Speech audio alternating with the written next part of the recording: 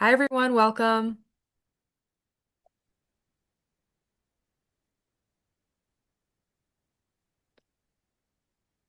Good evening, good afternoon, pending where you're calling in from. It's evening where I am, the afternoon where our friend Mary in the chat is. Yeah, feel free to introduce yourself, say hello in the chat. We're gonna get started in like 15 seconds or so.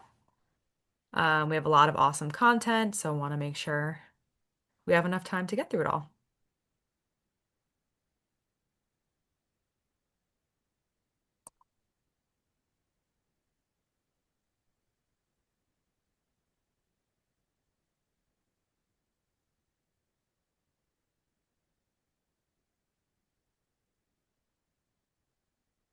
All right, we're going to get started. Thanks for those of you that are sharing in the chat. I am super excited to read what everyone is sharing after I'm done sharing my screen. So we're going to get started. Hi, everyone. Welcome. We're so glad you're here. This is our first webinar of 2026. So happy New Year. And this is a webinar in our Every Book Counts series called Every Book is a Big Conversation Starter. So if you've joined us before, welcome back. And if this is your first session with us, we're super thrilled to have you. You can revisit this session and any past webinars that we have had in the past months, years, all on our website. And I will be sure to share that link in the chat later this evening. Just so you know, closed captioning is available, and we encourage you to use the chat box and Q&A throughout the webinar to share questions and reflections. Tonight, we're focusing on how children's literature can spark big conversations and support deeper learning. Working with young kids often means expecting the unexpected. Sometimes the biggest questions comes at the most surprising moments. So in this webinar, we will explore how to use children's curiosity alongside books to spark rich conversations, build trusting relationships, and help children develop a growth mindset. And by nurturing questions and creating opportunities to explore, we can help children see themselves as capable, curious, and trusted learners. So, if you are new, a little bit about us. For the last 60 years, Reading is Fundamental has been the nation's largest children's literacy nonprofit. Our mission has been to inspire and still is the joy of reading and ensure every child has the opportunity and resources to become a lifelong reader. And these webinars are just a little part of our ongoing commitment to supporting educators and families with practical tools and strategies to bring literacy to life. So we are thrilled to be joined today by Dr. Lauren LaQuasto, expert in early childhood education. Dr. Lauren currently serves as the Chief Academic Officer for Goddard Systems Incorporated. In this leadership role, Lauren continues to shape the premier educational programming and proprietary curriculum for the Goddard system of over 660 schools. In her prior role, Dr. Lauren held the position of Vice President of Early Childhood Education for the Primrose School Franchising Company, where she supported curriculum development, implementation, and evaluation. Prior to that, she led the Early Childhood Education Department for a private education company, authoring their early childhood curriculum and leading professional development, creation, and delivery. Dr. Lauren has worked at every level of early childhood education.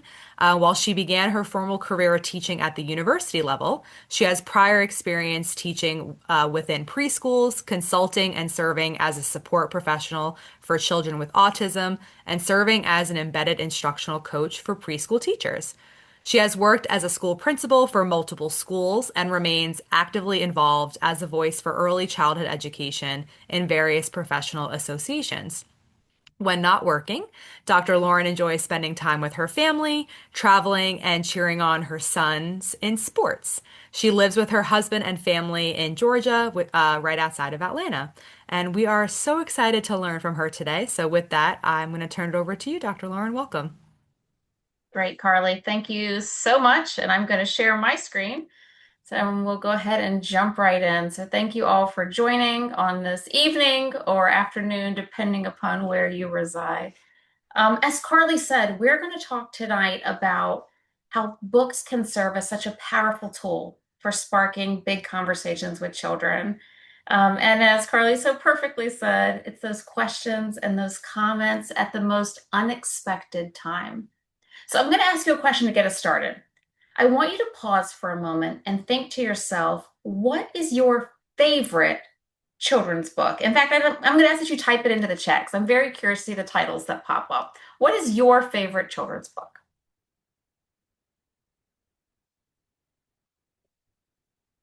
Goodnight Moon, Giving Tree, Little Gorilla, Harold and the Purple Crayon. If you give a mouse a cookie, brown bear, brown bear. Very Hungry Caterpillar, Something Beautiful, Little Red Hen.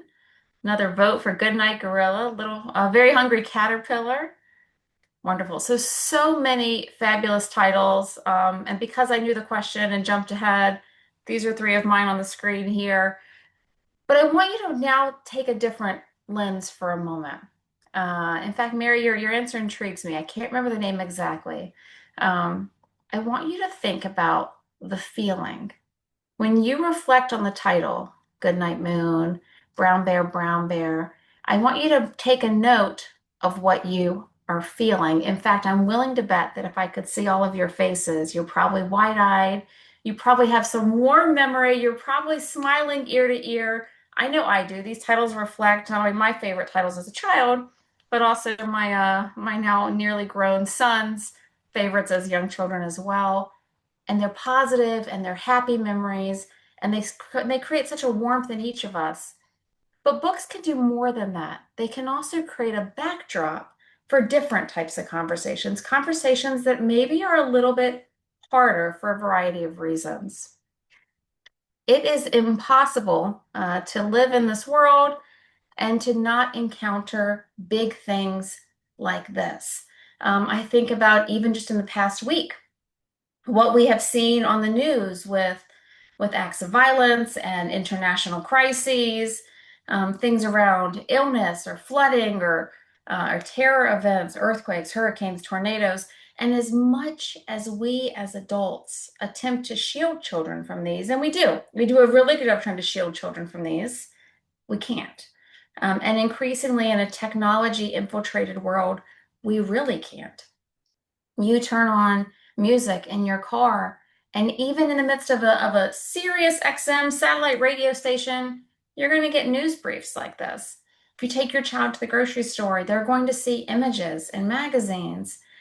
They're going to hear parents talking about things, other adults talking about things. And what often happens is we're talking about a world event per se, and a child enters the room, we see the child and we stop talking, which of course is the right thing to do, but it also creates a spark of curiosity. What was being said? What do those words mean? And why did everyone stop talking about it when I walked in the room? And in doing this, in our attempt to shield children and to bubble children, sometimes we do the opposite. And we actually can create feelings of fear or anxiety in children unintentionally because there's a conversation that they want to have, there's a question that they might have, and we're not exactly sure where to go with it. So, what oftentimes happens is fear. Fear, quite, by definition, an emotion that something dangerous might happen, that there might be pain or there might be discomfort. A child sees adults talking, they seem concerned, they're frowning, maybe they're crying, maybe they're getting really worked up and using their hands as they're talking, maybe their speech is increasing, and then it stops. And there might be something dangerous, painful, threatening, or we can create anxiety, which are feelings of worry or nervousness, unsure. I don't know what those words mean. I don't know what's happening. I don't know what I'm seeing in that picture. What did the guy on the radio mean when he said those words? What's happening to those people, other people? What's happening in my family? Why are my parents having a heated conversation? Or why is no one mentioning to me what that word is? We try to shield children, but it doesn't stop the curiosity that they have, the curiosity that we actually want to nurture. The reality is a lot of this has to do with brain science. I know it's late. I know it's a work day, so hang with me. I promise I'm not going to geek out for long on this. But we can think about our brains being divided into three major sections. We won't go any more detail than that. We've talked a lot about executive state, prefrontal cortex. If you have teenagers, I have five. You know that that takes a long time to develop. We talk a lot about that. We talk about emotional state, our limbic system, how we feel. But what I want us to focus on tonight is our survival state. When a newborn enters this world, we don't have to teach a newborn to breathe or to have their heartbeat. If you work with infants, a moro reflex, the startle reflex, we don't teach infants that. They come into this world doing that, and it's designed to protect them.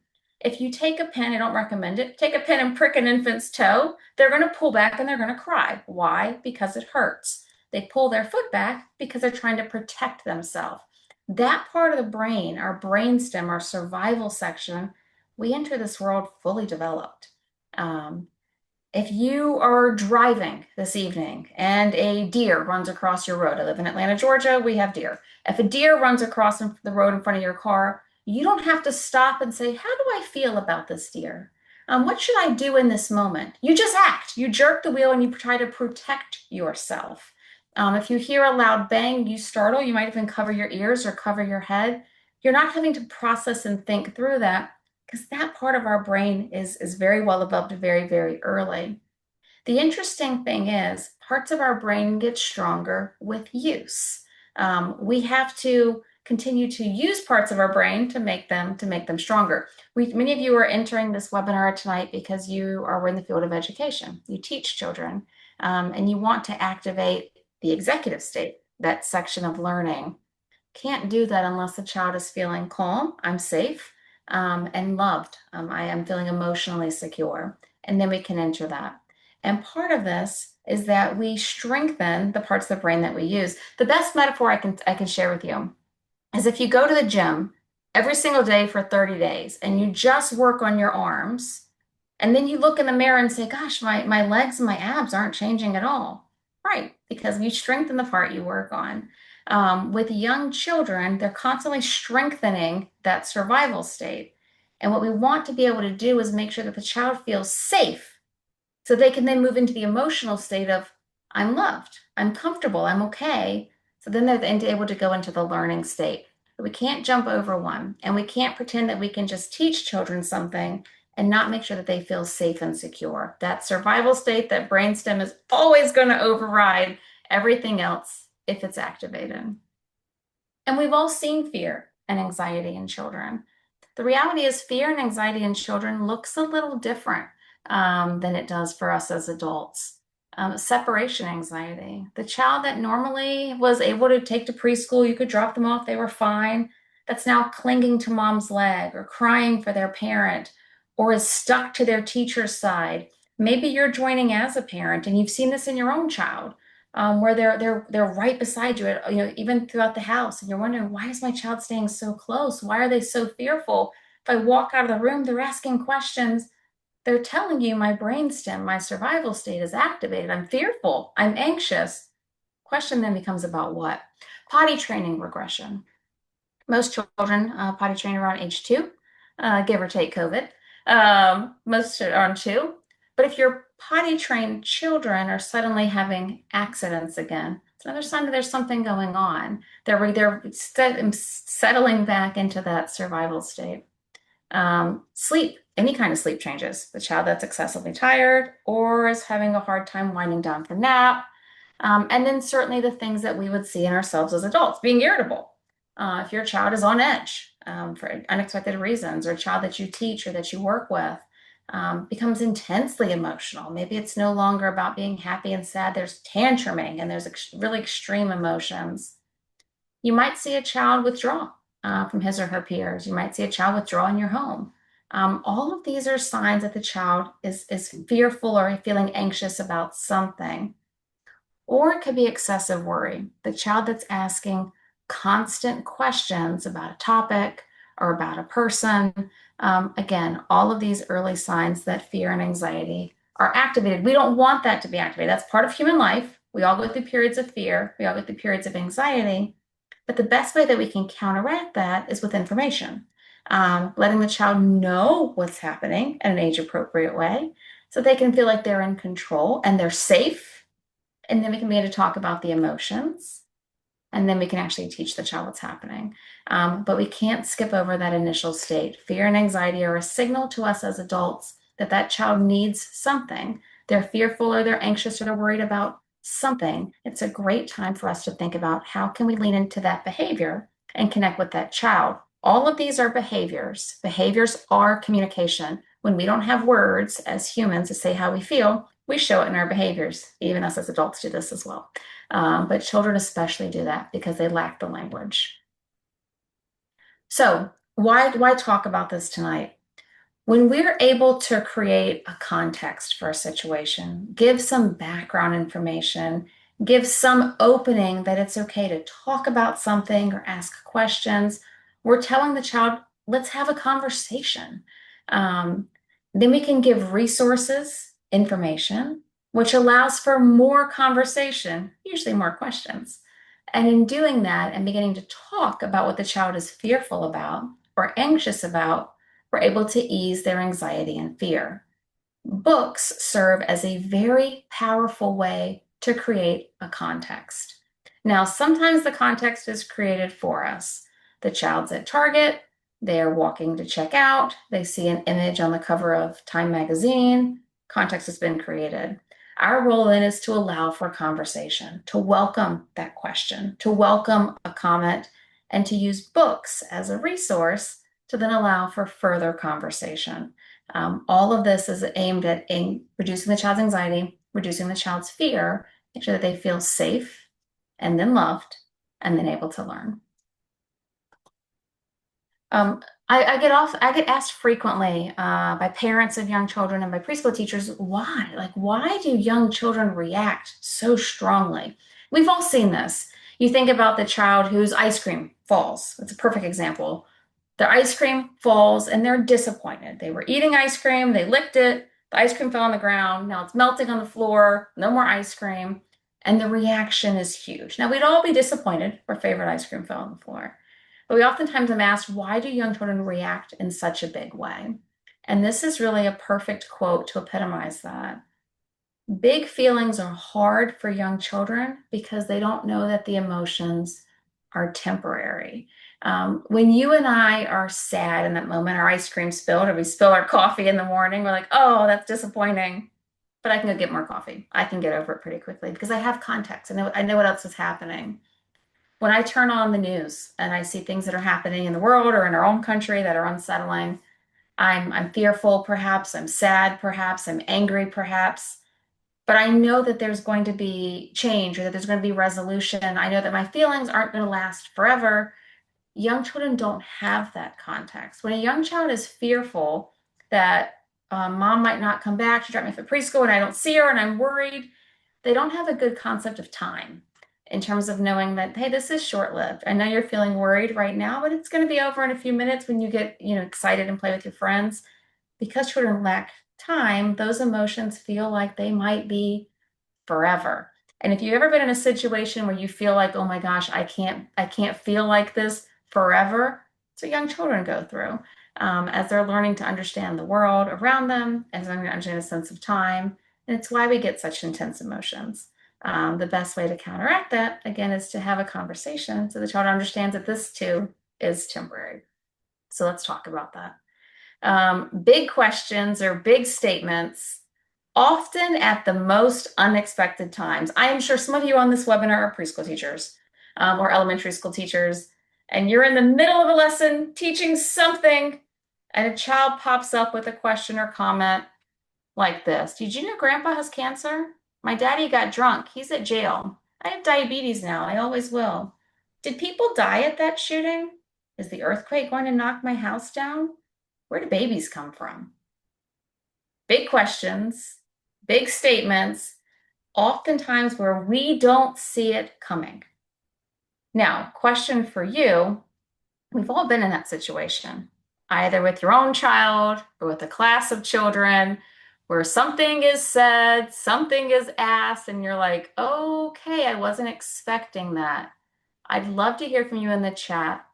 What is your knee-jerk reaction? Meaning, what do you want to do in that moment? And also curious here, what have you seen others do in that moment? So let's say you're teaching of the children about patterns, and the child makes a comment about grandpa having cancer. Or perhaps you're reading a book and the child asks you, where do babies come from? What is your reaction in that immediate moment? You can type it right into the chat and I'll read a few out.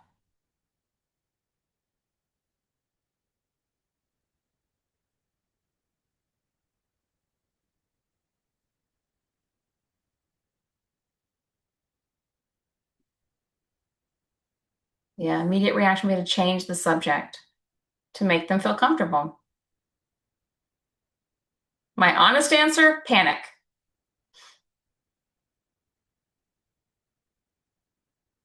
Thinking about the best thing to say in that moment depends. Let me think about that. To listen and allow them to speak.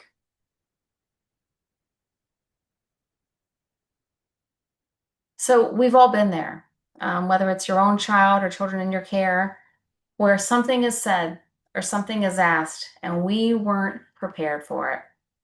And often in that immediate moment, we want to ignore the question. We want to pretend we didn't hear it, or we want to change the subject. Oftentimes because it makes us uncomfortable. I want you to think, I'm going to say that again because that's really a critical point of this webinar. Child asks a question or makes a statement, and oftentimes it triggers anxiety in us. I don't know what to say. I don't know what's okay. I don't know what's going on. I don't want other children to hear. I don't want other parents to hear my child talking about that. I have no idea how to answer that question. What can a 4-year-old understand? Where did the child hear that? What is the context? There's lots of things that go through our minds in that moment. And if we're really true to ourselves, oftentimes we want to ignore that we even heard the question. Um, and in doing so, we actually, as you can imagine, topic of today, can create more fear and more anxiety. So, what is the better way to handle that situation? Um, I'm gonna tell you. So I'll give you a little metaphor, and then I'm gonna answer that. We've all had a situation where a child presents to us a piece of art. This is a piece of art from a child that was given to me. Beautiful, love it. And we accept this as a gift. Like, wow, this child put a lot of time, energy, and effort. They have nothing to give physically, and they gave me everything that they could in this piece of art, and we value it.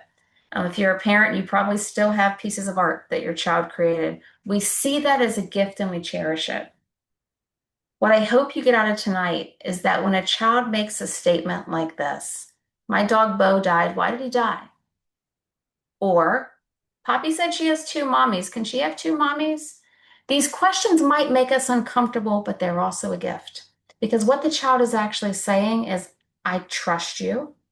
I trust that I can ask this of you, that you know more than me, and that you're a safe place to answer my question. You're a safe place to receive this. I'm feeling something and I want somebody to know, and I'm trusting you. I hope coming out of this webinar that we begin to see these questions and these comments as a gift, just as tender and just as loving as a piece of art created by a young child, because the child is giving us their feelings and their uncertainty. It's a very vulnerable thing for a child to ask questions or make statements like this. And oftentimes we will see in the child's face that they're not sure if they can ask the question. They're not sure if this is a comfortable opportunity. And our nonverbal tells the child a lot in terms of whether or not it's okay. So when that happens, I'm going to talk to you about a reactive resource I have, which is my first book I call the Big Book, which is how do I respond? How do I respond when a child makes a statement about death or makes a statement about a terrorist event in the community? The first thing we do is we acknowledge that we heard the child. I heard your question. Or I heard what you said. I turn to make eye contact. And then we want to affirm, it's okay for you to ask that question. It's okay for you to tell me that. Thank you for telling me that. Thank you for asking me that question. Before you respond, however, you should ask questions back. Where did you hear that? Where did you see that? What do you think that means? And now we can really get to the heart of what the child is asking us. I can tell you all kinds of wonderful stories about children asking questions and then being given a lecture, which was not what they were asking at all. We don't want to overshare. If we ask questions back to the child, we'll get to the heart of what they're really asking us. And then we can turn the statement to feelings. How do you feel about that? I didn't know that Bo died. Thank you for telling me that. How do you feel about Bo dying? Um, and then we need to pause. For young children, this is a very vulnerable moment. There's a lot of feelings. Fear and anxiety make us process things differently. And we want to give them time to think about what we've asked them. How are they feeling? And give them time to respond. And then again, we should ask questions. Is there something that we can do that would make you feel better? This is a great structure for responses, especially if you're a teacher. There are times when children might ask us questions or say things where you might not be sure what to say or what you can say, depending upon the context in which you teach. We certainly still want to acknowledge the question and affirm it. I like to think about times when young children make comments or statements in groups, and we're like, "Oh gosh, I don't mind answering the question, just not sure I should answer it in front of 20." Um, Thank you for asking that. I would like to talk to you about that. Can we talk about that after morning meeting? Can we talk about that after we go inside? Is also appropriate. But then before you answer, ask more questions of the child to get to the heart of the question. This is what I call a reactive response. And if you're a teacher, this is what you use a lot, is a reactive response. Unexpected question, unexpected comment. And the book here has 21 very common topics and talks about what young children can understand, ages 2 to 8, how you can respond, and what you might expect from them developmentally. Good example is death. When talking with death with young children, sometimes a young child will say, if you ask them how they feel about it, they might say they feel happy because no one else is going to die.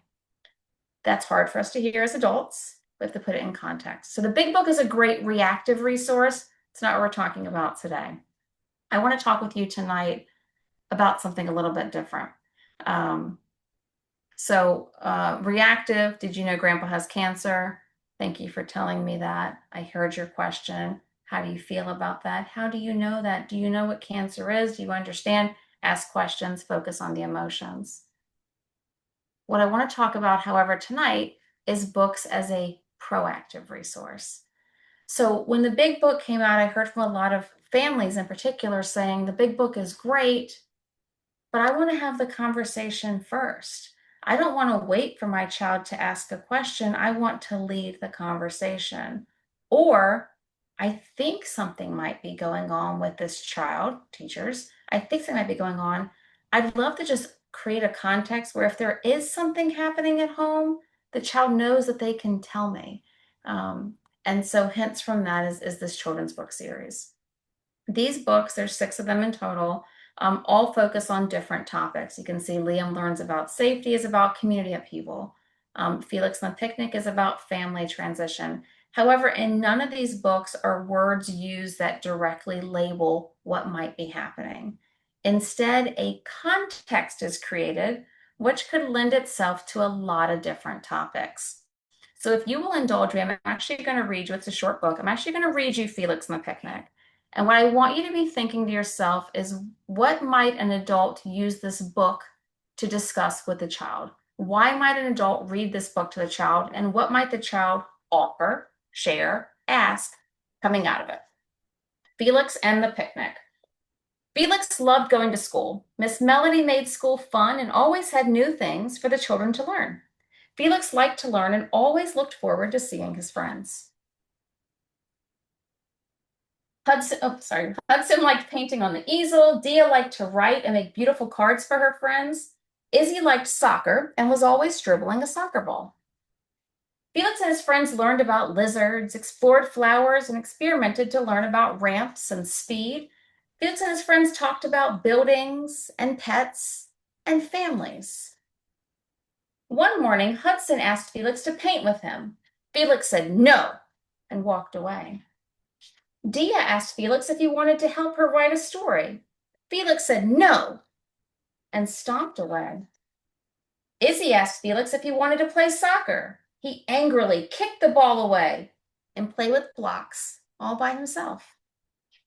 What's wrong, Miss Melody? Asked Felix. This isn't the way you usually behave with your friends. Look at their sad faces. They're wondering what's wrong, too. Miss Melody reminded Felix to be kind to his friends. She pointed out that his friends had sad expressions when he said no to them. Felix sat silently with an angry look on his face. That afternoon, Miss Melody announced that they were going to host a fun family picnic to share all of the things they had learned. There was so much to do. Hudson began making decorations, Dia began making invitations, Izzy began designing games to play. Felix did not join in. He sat alone. It would be great if you could help us plan our family picnic, Felix, Miss Melody suggested. I don't like family picnics, Felix angrily exclaimed. I don't want to have a family picnic. Something sad is happening in my family, said Felix with a tear in his eye. Thank you for telling me, Felix, Miss Melody said. Do you want to tell me more about what's happening at home? Or do you want to show me how you're feeling? Felix showed how angry he was. He stomped his feet, he roared like a lion, he scribbled on the chalkboard. He read a book, he listened to music, he sat quietly and thought. The feelings didn't feel as big anymore. I think I do want to help with a picnic after all, Felix said. Maybe my dad can come. Miss Melody gave Felix a hug. I'm so proud of you, she said. You can always talk to me. Felix helped make decorations and invitations and games to play. Felix and his friends were ready. Welcome to our family picnic. So curious to hear from the group. What do you think that might open up a conversation about?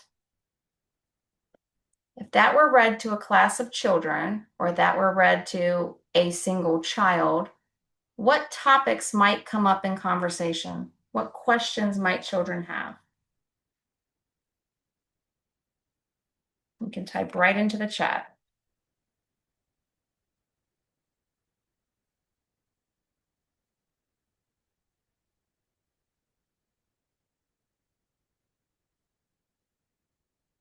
Divorce, absent parents, imprisonment, trouble with dad,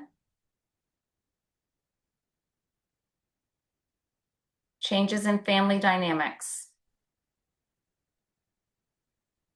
family problems.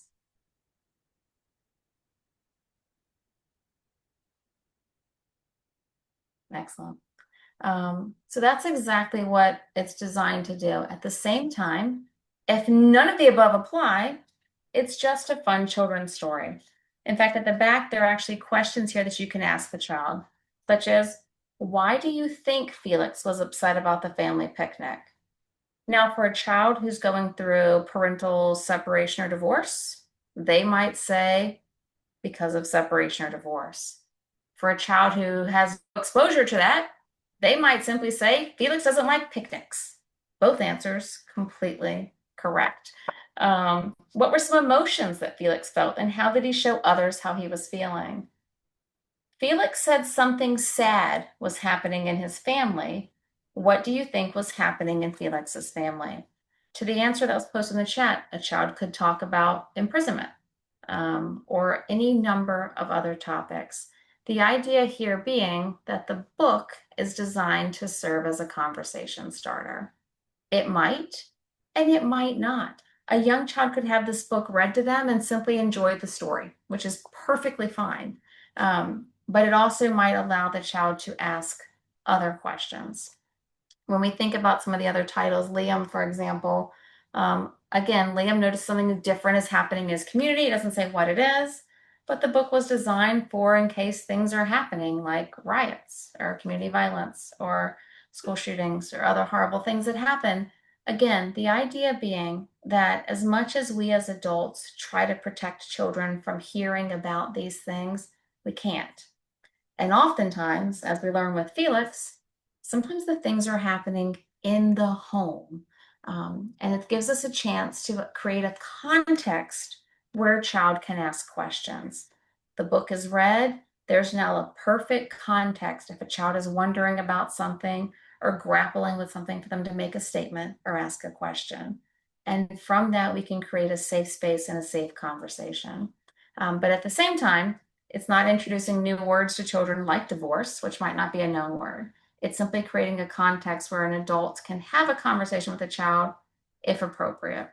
These are designed to be proactive, designed to lead the conversation. The other book designed to be reactive.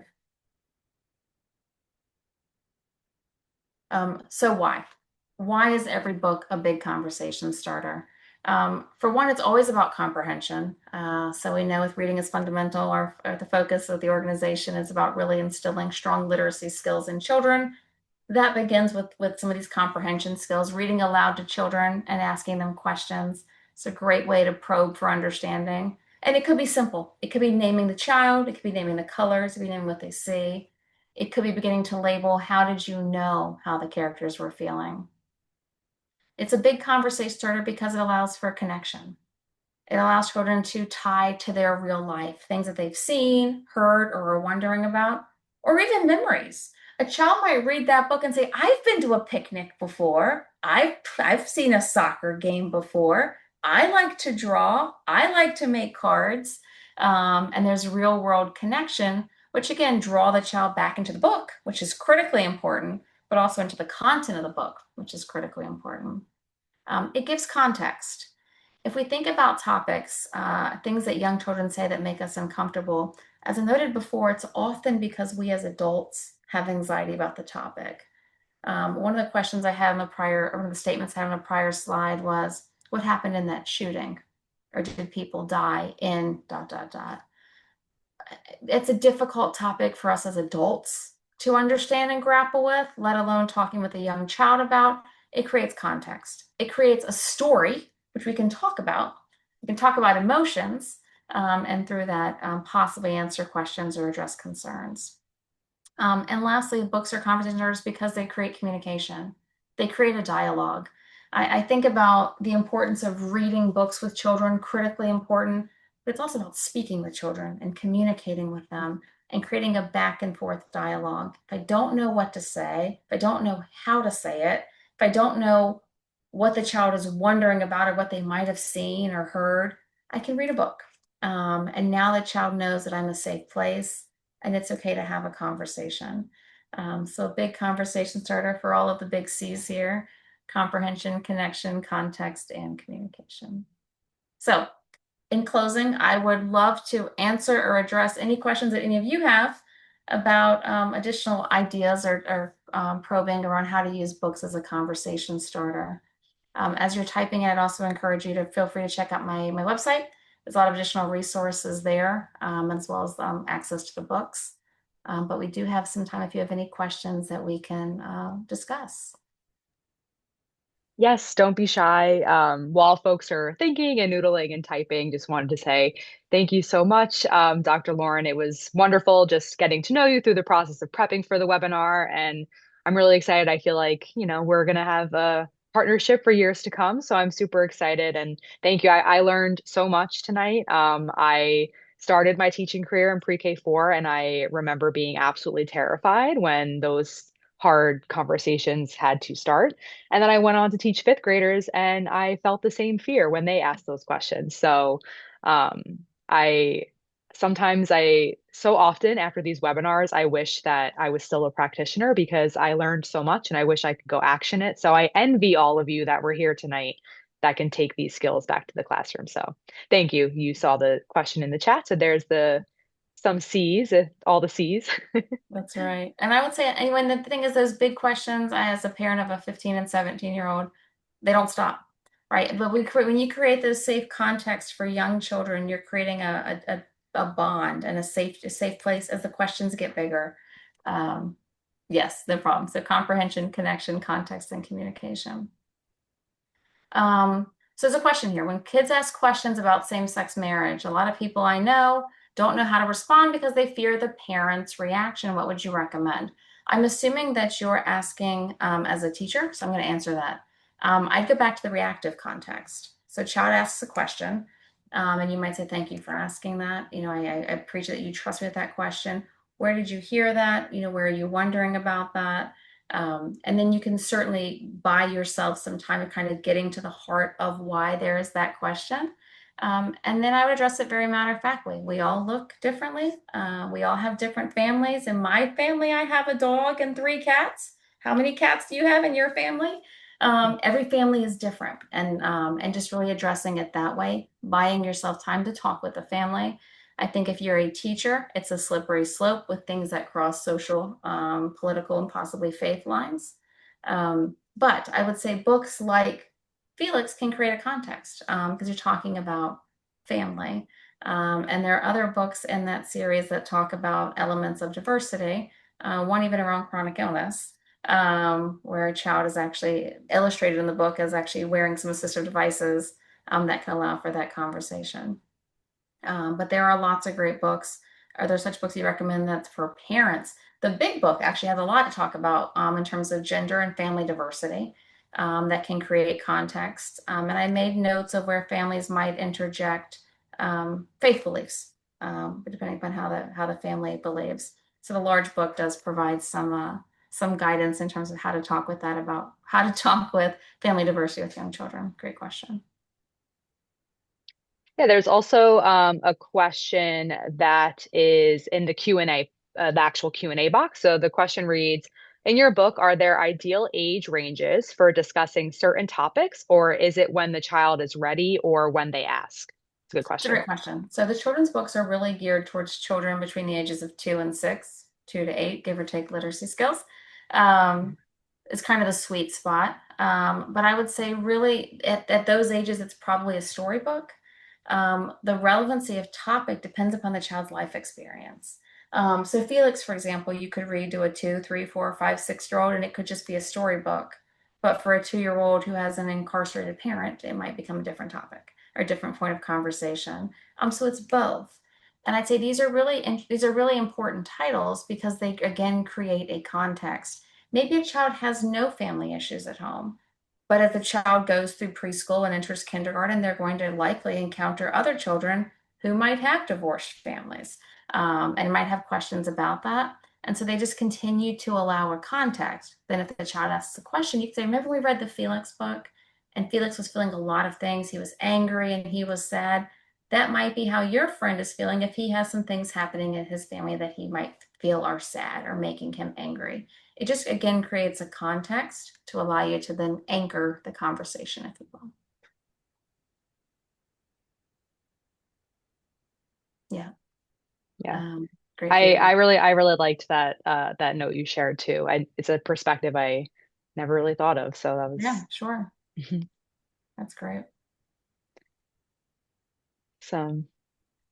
Well, while I still have you all here, I'm just gonna show one more slide to show you all some things that are upcoming from Riff. Super exciting news. So, um, little teaser. So we do have plenty of webinars, like I mentioned, upcoming and also archived. So here's a little preview. We have another one at the end of January, and then here's some ones for the previews for February.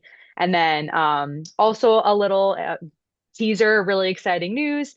Today, we actually launched our Reading Inspires podcast. So there's one episode that is up there for you to listen to, and every week there's going to be new ones. And Dr. Lauren will be a guest on one of the podcast episodes. So if you want to hear her talk even more about all of the wonderful things she shared tonight, please be on the lookout for that. And I'll also share the link in the chat right here for the link to the podcast on Apple if you want to go check it out and listen to the first episode. And hopefully you all come back for more. We're really excited about this. And like I mentioned when we first started, Riff is turning 60 this year, and this is one of our exciting things that we're launching for our 60th birthday. So lots of exciting things to come.